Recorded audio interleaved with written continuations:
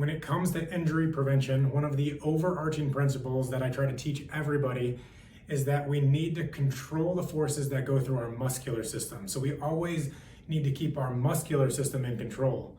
What often happens is that we lose the tension, the good tension in our muscles, and then the joints get compressed, the ligaments either get compressed or overstretched, or you might say, well, what if I have a tendonitis or a tendinopathy that's overstraining the muscles?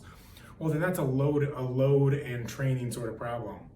But what I mean by this is that our body is always trying to balance different forces that are going through it. Sometimes these are shearing type of forces, but oftentimes these are forces of compression and tension. And this might seem tricky or a little confusing at first because it's a different way to think about injury prevention.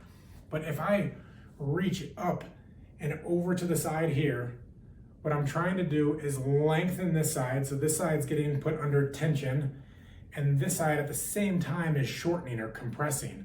So we need to balance the forces of the lengthening side and the shortening side.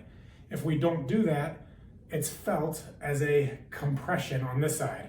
What we do is we lose the tension on the lengthening side and it compresses here, and that compression over and over again is going to create tightness or tension or different loading problem through the low back. If I can maximize the lengthening, so I lift, lengthen, get stretched through here, then we're using the muscular system to help guide the movement of the spine. That's the simplest example for me. So whenever I'm training someone who's having low back pain, let's say they say, oh, it hurts to rotate to the left or it hurts to go to the left.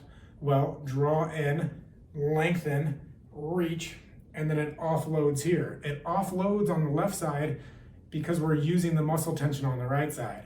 So we're always trying to maintain that balance between what's getting compressed and what's getting lengthened.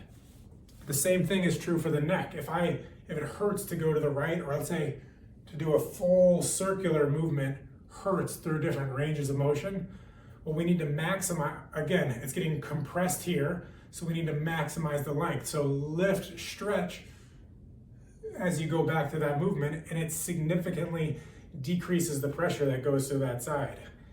Now, initially, that might feel like an exaggerated way to move, but as that length, the compression-tension relationship balances itself, then that movement starts to feel more and more natural. Another example, going back to the spine, is if I go into a back bend type of movement. So if I back bend here, oftentimes people will say that it compresses or hurts their lower back. If you engage through your core to maintain that tension, all of a sudden we're using this to offload this. We're maintaining the tension to balance the compression that's going through the back. And remember, as I said at the beginning, the body does not want those compressive forces, or we don't really want shear forces. We want to maintain the tension through our muscular system. Because of gravity, oftentimes we're getting pulled into compressive, we're getting dropped down into movements where we don't want to control those positions. But the way to do it is to learn to use the muscular system to minimize the strain on the body. The trickiest part about this entire equation is that oftentimes it comes down to becoming aware of what your body's doing or feeling what your body's doing. When I gave that example earlier about side bending here and it feeling compressed here versus lengthened here, we need to become in tune with compression. Generally is not, the body can handle compression, it can tolerate it, but it's not what we want in the long run.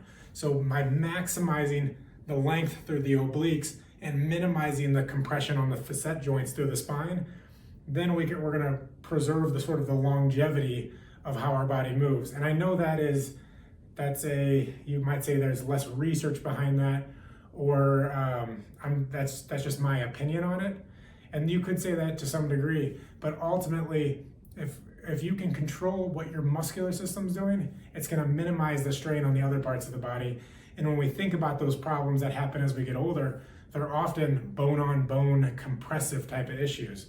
So the more that you can, again, control the forces through your muscular system, you start understanding the feel of your body, making sure that you're holding proper length and tension, minimizing compression, minimizing shear type of forces.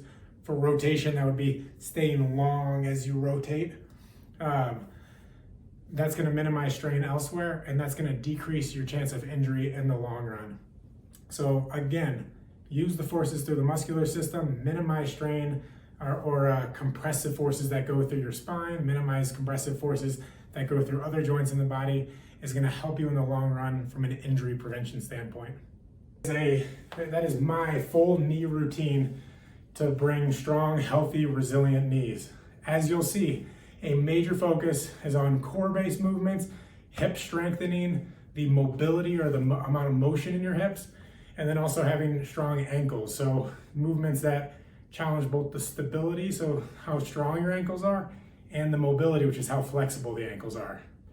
Thanks for watching that. That's my 10 movements on how to have strong, healthy knees.